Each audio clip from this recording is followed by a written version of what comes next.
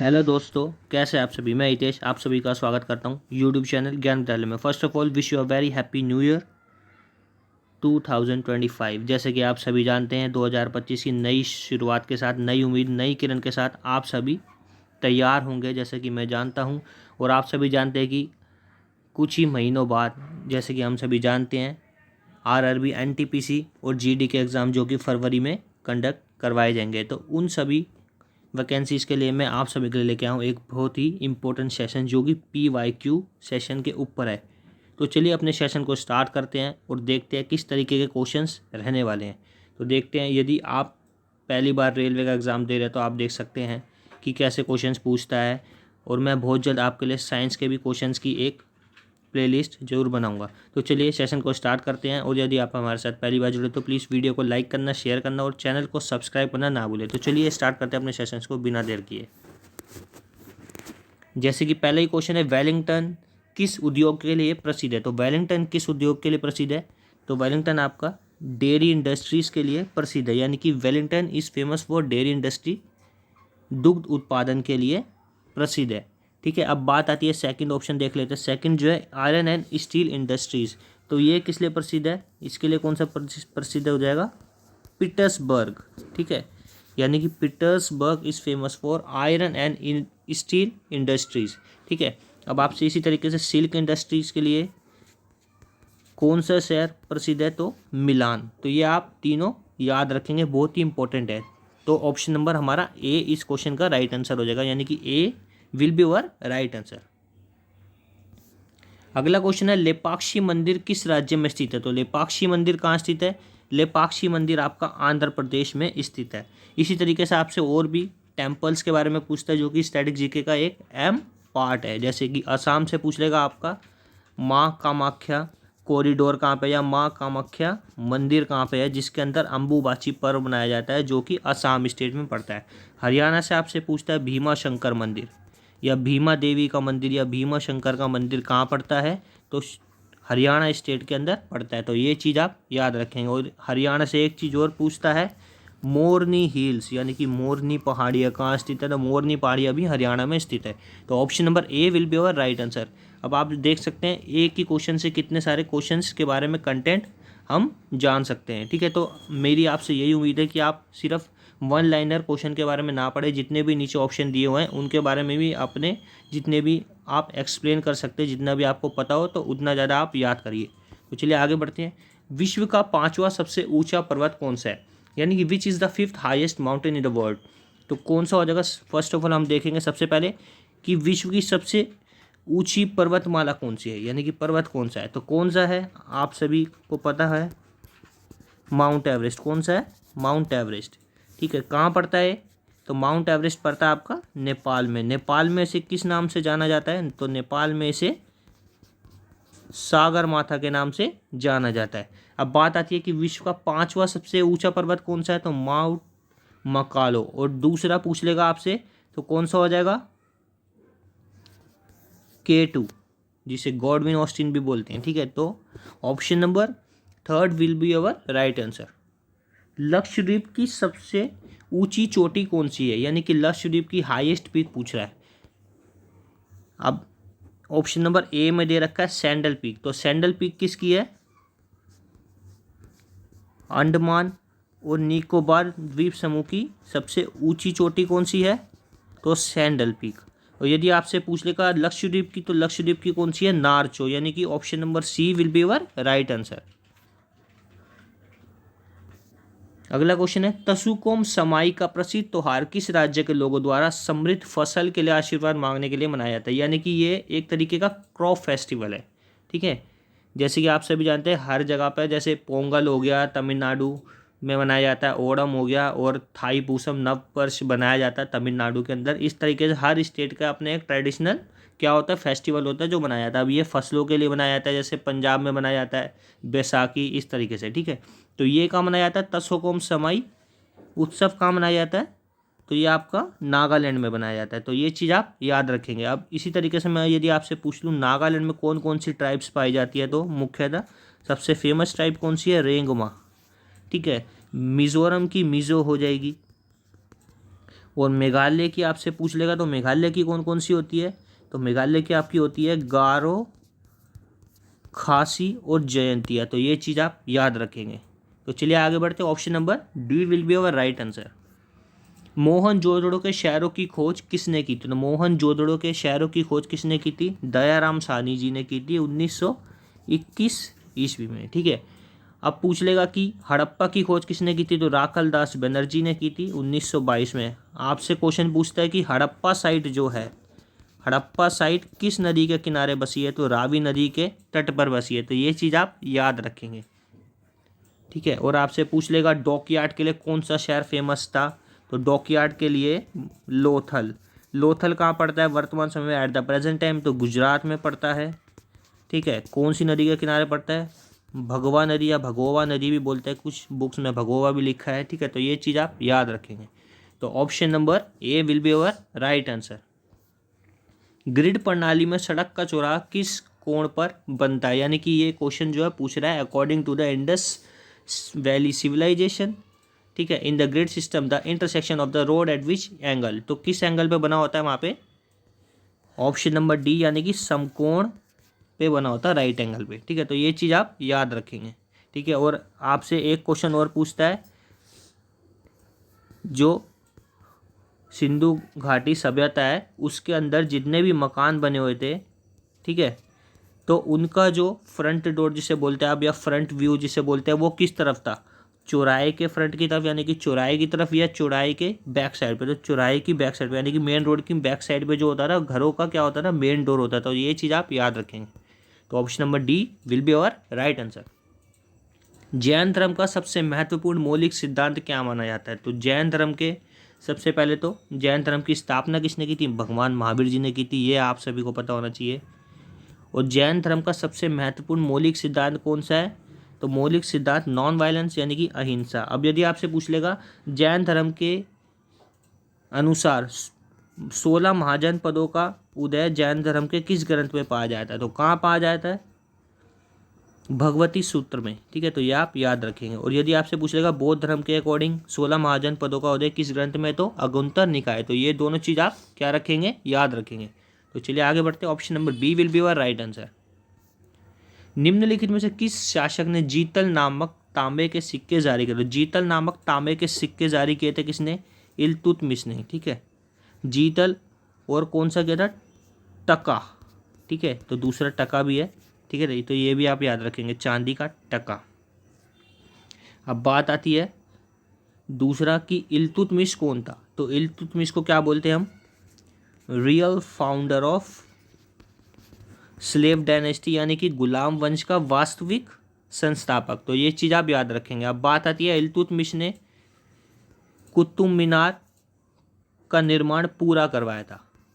अब बात आती है कुतुब मीनार का निर्माण किसने स्टार्ट किया था, तो कुतुबुद्दीन ऐबक ने किया था, जो कि क्या है, फाउंडर ऑफ स्लेव डायनेस्टी यानी कि गुलाम वंश का संस्थापक। तो ये चीज़ आप याद रखेंगे। तो चलिए आगे बढ़ते हैं। Option number C will be our right answer. सिपाही विद्रोह के दौरान भारत का गवर्नर जनरल कौन था, तो सिपाही विद्रोह के दौरान भारत का गवर्नर जनरल कौन था, जिसे आप बोलते हैं रेवोल्यूशन ऑफ 1857। ठीक है, तो 1857 की क्रांति का ही दूसरा नाम क्या है, सिपाही विद्रोह। तो उस समय गवर्नर जनरल कौन था, तो लॉर्ड कैनिंग या कैनिंग, लॉर्ड बोर्ड मत लगाइए आप, कैनिंग था। ठीक है, तो ये चीज़ आप याद रखेंगे। ठीक है, और एक क्वेश्चन और बनता है इसी तरीके से, 1881 में भारतीय कारखाना, ठीक है, भारतीय कारखाना नियम जो लागू किया गया था वो किसके समय में किया गया था, तो ये भी याद रखेंगे। तो 1881 में कौन था, जब प्रथम क्या हुई थी, सेंसस हुई थी। तो कौन था जो रेगुलर सेंसस जिसे बोलते हैं हम, तो कौन था उस समय, रिपन। ठीक है, तो ये आप याद रखेंगे। तो चलिए आगे बढ़ते हैं। Option number A will be our right answer. Guys यदि आपको सेशन अच्छा लग रहा है तो प्लीज़ ज़्यादा ज़्यादा शेयर करें और लाइक करना ना भूलें। सांख्य दर्शन संप्रदाय की स्थापना किसके द्वारा की गई थी, तो सांख्य दर्शन संप्रदाय की स्थापना करने वाले कौन थे, कपिल।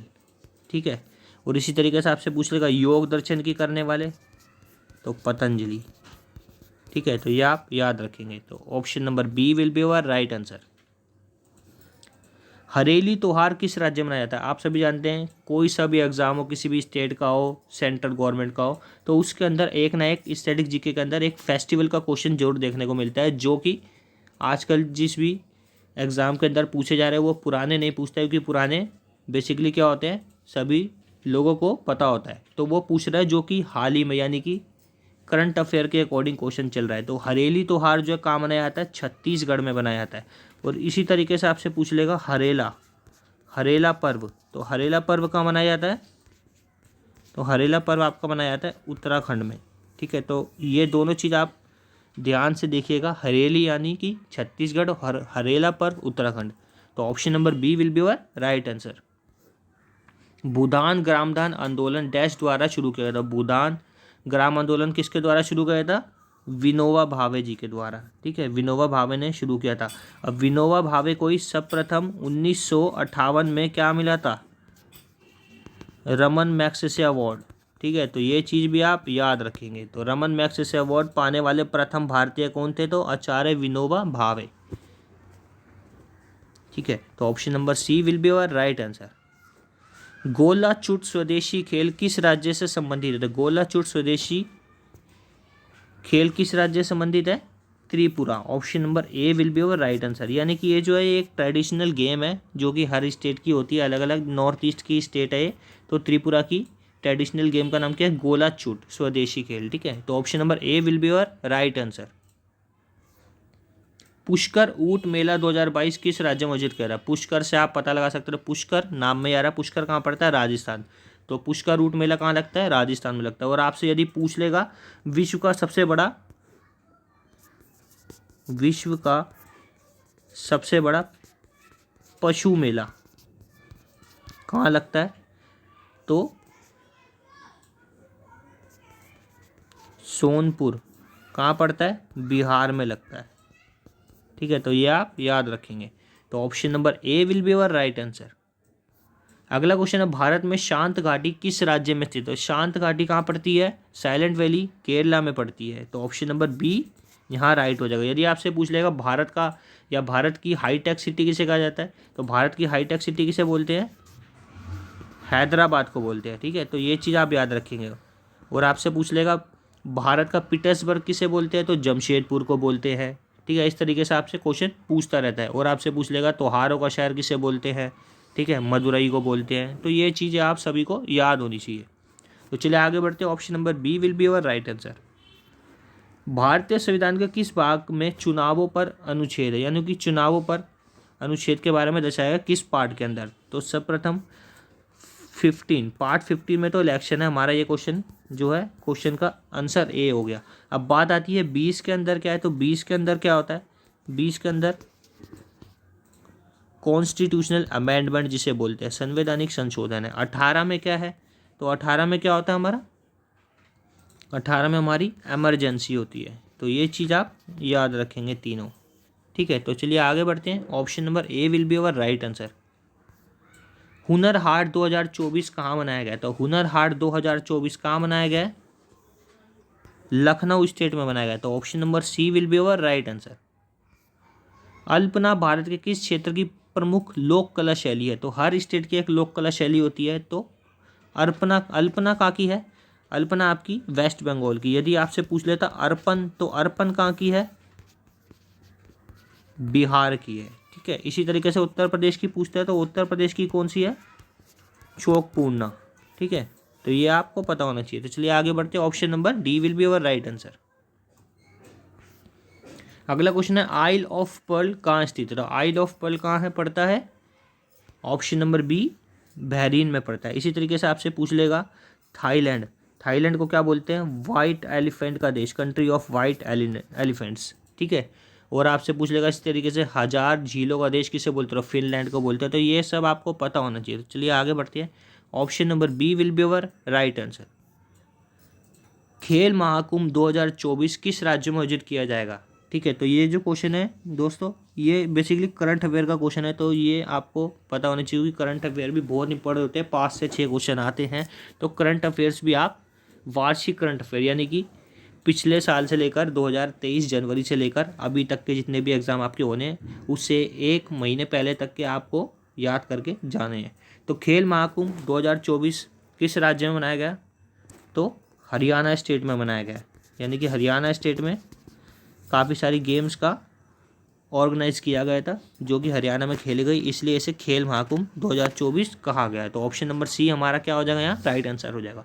अगला क्वेश्चन है, भारत का राष्ट्रीय प्रतीक कब अपनाया गया? तो भारत का राष्ट्रीय प्रतीक कब अपनाया गया था? 26 जनवरी 1950 को, और इसी दिन क्या होता? संविधान हमारा लागू हुआ था। अब बात आती है भारत का जो राष्ट्रीय ध्वज यानी कि फ्लैग जो है उसे कब हमने अडॉप्ट किया था? तो कब किया था? 22 जुलाई 1947। तो ये चीज़ आपको याद होनी चाहिए। तो चलिए आगे बढ़ते हैं। Option number C will be your right answer. Sikh Guru Tegh Bahadur ji की हत्या किसने और कहाँ की? तो सिख गुरु तेग बहादुर जी की हत्या करने वाला कौन था? औरंगजेब। ठीक है, औरंगजेब ने हत्या की थी। किस लिए की थी? कि वो चाहता था कि हमारे जो सिख गुरु तेग बहादुर सिंह जी थे वो मुस्लिम धर्म को एक्सेप्ट कर ले, लेकिन उन्होंने मना कर दिया था, इसलिए उसने उनकी हत्या कर दी। और कहाँ कर दी थी?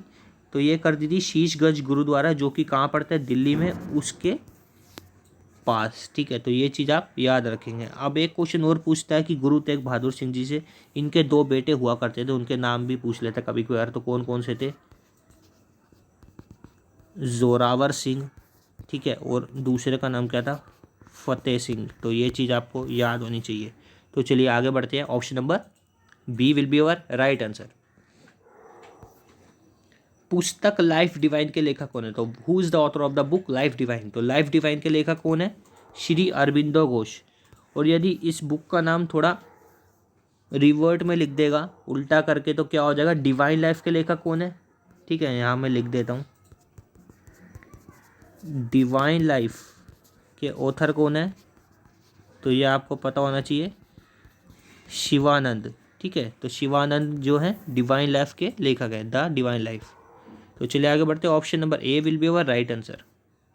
उत्तर रेलवे की पहली भारतीय महिला इंजन चालक कौन थी? तो उत्तर रेलवे की पहली भारतीय महिला, अब आप सभी को पता है पहली भारतीय महिला इंजन चालक तो सुरेखा। ठीक है, ऑप्शन नंबर डी। अब आपसे पूछ रहा है कि उत्तर रेलवे की पहली भारतीय महिला, तो कौन है? लक्ष्मी लाकड़ा। तो ऑप्शन नंबर जो है हमारा यहाँ कौन सा राइट हो जाएगा? बी ऑप्शन राइट हो जाएगा, यानी कि लक्ष्मी लाकड़ा जो है, Lakshmi Lakra was the first Indian women engine driver या locomotive pilot of northern railway. ठीक है, तो ये आप याद रखेंगे। Option number B will be your right answer. Tesla किसकी इकाई है? तो टेस्ला किसकी इकाई है? तो टेस्ला विद्युतीय चालकत्व या चुंबकीय प्रवाह मैग्नेटिक फ्लक्स या मैग्नेटिक फ्लक्स डेंसिटी, चुंबकीय प्रवाह घनत्व या धारिता कैपेसिटी, तो किसकी हो जाएगी? ऑप्शन नंबर सी की एसआई यूनिट, या यूनिट है टेस्ला की क्या? चुंबकीय प्रवाह घनत्व। तो option number C will be your right answer. Chloroform का सूत्र यानी कि फॉर्मूला पूछ रहा है क्लोरोफॉर्म का, तो क्लोरोफॉर्म का फॉर्मूला कौन सा होता है? Option number D CF2Cl2। और आपसे पूछ लेगा कि रेफ्रिजरेटर से निकलने वाली गैस का नाम, तो कौन सी होती है? यही होती है क्लोरोफ्लोरोकार्बन। ठीक है, तो ये आपको पता होना चाहिए chlorofluoro. Option number D will be your right answer. चाय और कॉफ़ी उगाने के लिए कौन सी मृदा या मिट्टी का उपयोग किया जाता है? चाय और कॉफ़ी के लिए कौन सा किया जाता है? चाय और कॉफ़ी के लिए किया जाता है कौन सा? ऑप्शन नंबर बी लेटराइट मिट्टी। ठीक है, तो ऑप्शन नंबर बी जो है लेटराइट मिट्टी का यूज़ किया जाता है किस लिए? चाय और कॉफ़ी के लिए। अब बात आती है चाय और कॉफ़ी की। ठीक है, चाय के लिए तो आप सभी जानते हैं असम के बागान। ठीक है, अब कॉफ़ी की बात आती है, कॉफ़ी के लिए कौन सा स्टेट प्रसिद्ध है भारत में? तो भारत में सबसे ज़्यादा प्रोडक्टिव स्टेट कौन सी है कॉफ़ी के लिए? तो कर्नाटक है। और यदि आपसे पूछ लेगा विश्व लेवल वर्ल्ड लेवल पे तो कौन सा हो जाएगा? ब्राज़ील। ठीक है, तो ये आप याद रखेंगे, वर्ल्ड लेवल पे ब्राज़ील और नेशनल लेवल पर कर्नाटक। ठीक है, तो ये दोनों आपको याद होनी चाहिए। और काली मिट्टी का उपयोग किस लिए किया जाता है? तो कपास की खेती के लिए, यानी कि रुई या कपास की खेती के लिए काली मिट्टी का यूज़ किया जाता है। काली मिट्टी का दूसरा नाम आपसे पूछ लेगा तो रेगूर मिट्टी। तो ये आप याद रखेंगे, यानी कि black soil is the regur mitti is the another name of black soil. ठीक है, तो option number B will be your right answer. अगला क्वेश्चन है दोस्तों, अभी ये जो क्वेश्चन है रिसेंटली अभी हाल ही में जो करंट अफेयर्स के क्वेश्चन में 2 हमेशा ऐड करता हूँ, जिससे कि आपकी प्रैक्टिस हो सके। जैसे कि आपने पढ़ा हो तो आपको पता होना चाहिए। 7 शिखरों पर विजय प्राप्त करने वाली दुनिया की पहली सबसे कम उम्र की महिला कौन बनी है? तो कौन बनी है? Option number B, Kamya Karthikeyan बनी है। ठीक है, 17 वर्ष की उम्र में। ठीक है, at the age of 17 years. ठीक है, अब बात आती है कौन सी स्टेट से बिलोंग करती है? तो ये बिलोंग करती है महाराष्ट्र से। ठीक है, तो ये आपको पता होना चाहिए। तो चलिए आगे बढ़ते हैं। ऑप्शन नंबर बी हमारा क्या हो जाएगा? यहाँ राइट आंसर हो जाएगा। ठीक है, ऑप्शन में थोड़ी प्रॉब्लम है, यहाँ सी दे रखा है, बी ऑप्शन आएगा। ठीक है, तो B option will be our right answer. अगला क्वेश्चन है, नूबा मुख्य जनजाति कहाँ की है? यानी कि नूबा फेमस ट्राइब है कहाँ की? तो ये कहाँ की है? सूडान की। ठीक है, सूडान की मेन ट्राइब जो है नूबा। अब यदि आपसे पूछ लेगा मलेशिया की, तो मलेशिया की फेमस कौन सी है? सोमांग ट्राइब, यानी कि सोमांग जनजाति मलेशिया में पाई जाती है। ठीक है, तो इतना आपको याद रखना है। Option number C will be your right answer. इसी के साथ दोस्तों हमारा सेशन खत्म होता है। यदि आपको अच्छा लगे तो प्लीज़ ज़्यादा शेयर करें, फॉलो करें और चैनल को सब्सक्राइब करना ना भूलें। Thanks for watching my session.